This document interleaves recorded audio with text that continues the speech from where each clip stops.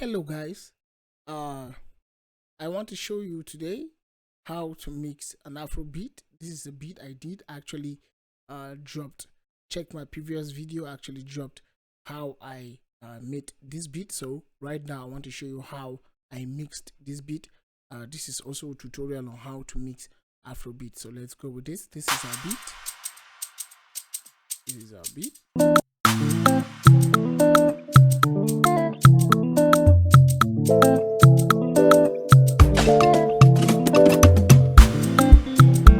Okay, so first on the list, we are going to start with, let's start with our rim.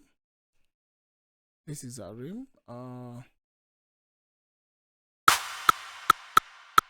As you can listen, if you can listen carefully, our rim has this sound, this low end sound. So let's use the fruity parametric equalizer and go to type. Just right click on this knob here, go to type, go to high pass filter, and just try to take just here around 413 hertz.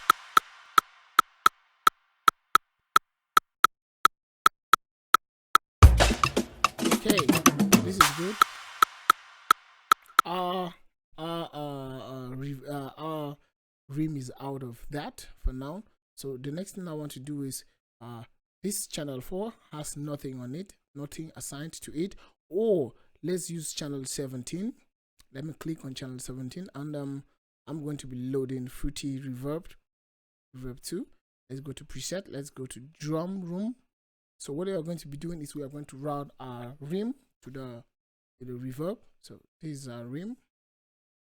Let's route it, click it on the channel of the reverb.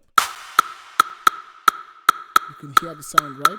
Okay, so I'm going to be using this to just take out the low end from the reverb. This is beautiful, and so I'm going to control how much of the reverb goes into the rim. Perfect, right? This is perfect. Okay, so for the next thing we're going to be doing, we're going to be doing for our kick. Let's mix our kick. So as you can see, okay, for the kick I'm going to be using something. This is the channel for the kick. So I'm going to be using the Seamatic Diablo Light. It's a free plugin. You can go and search it out there. They give it free. I'm going to be raising the clip to about 50%, and then the punch to about 20%.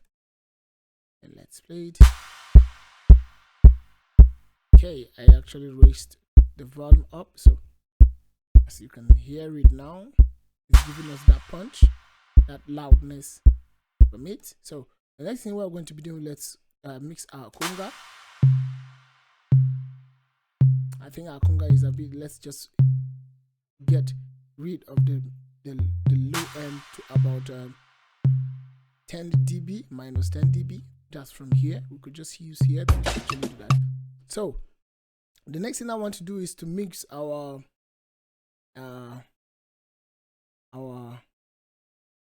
treating, that's our string. Okay, so I actually mixed it already. I'm not going to be using much of the mixing. So what I actually did was just to use the fruity stereo enhancer, and I used a preset called for string. So what this actually does is that it actually expands your stereo left and right. As you can see, let me play it while I switch it off. You can hear it now.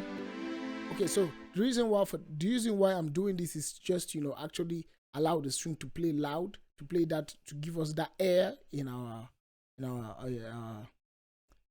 the ears. When you're listening to it, you could hear the way it's, having that aerial sound, that wide sound. So let's go to our bass. As for our bass, I'm going to be using something, and it's going to come from Waves. That's the 1 knob fatter stereo. Is going to make our bass fat.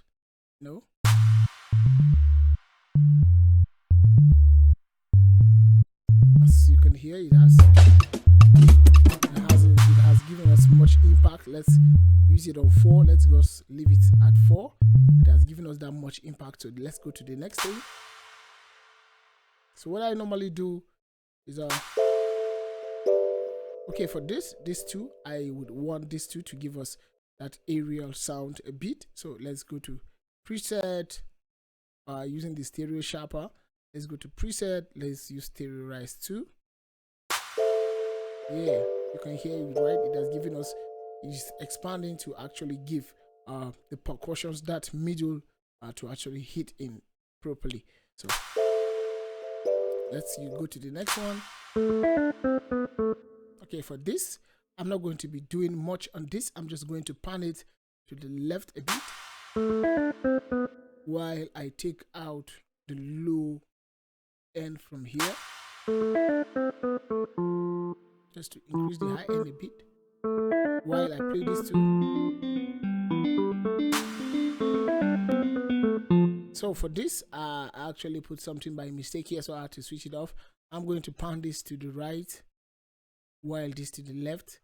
As for this, I'm going to also kill, I'm going to take out the low shelf. This is perfect. So I'm going to come back to our kick. I'm going to play the kick and at the bass and do something to it. Okay, so now the kick and the bass are clashing. So what we're going to be doing is, this is my kick. I'm going to route it to the bass, while on the bass, I'm going to be using the limiter. And when I come to the limiter, let's go to comp and sidechain it to 1.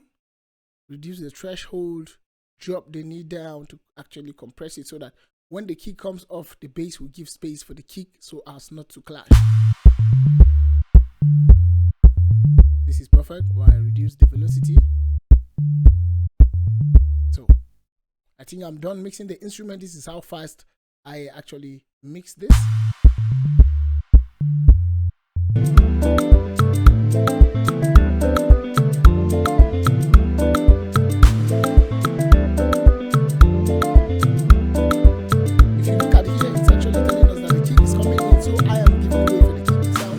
While it still sounds, that's the bass is giving space for the kick to sound while the bass is still sounding.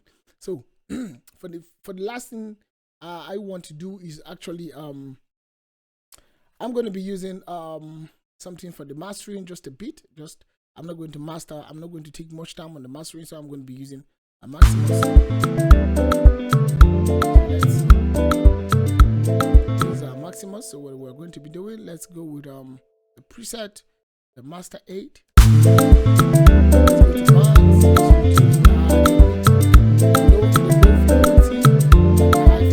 bands, then let's solo this. This is our low frequency. We're not touching the low frequency.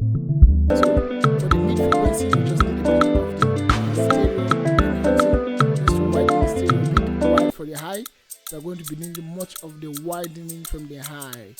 So this is it. I've done almost everything from here. I don't need much of it because already this applies a lot of threshold, a lot of a lot of saturation to the beat. So I'm done with this.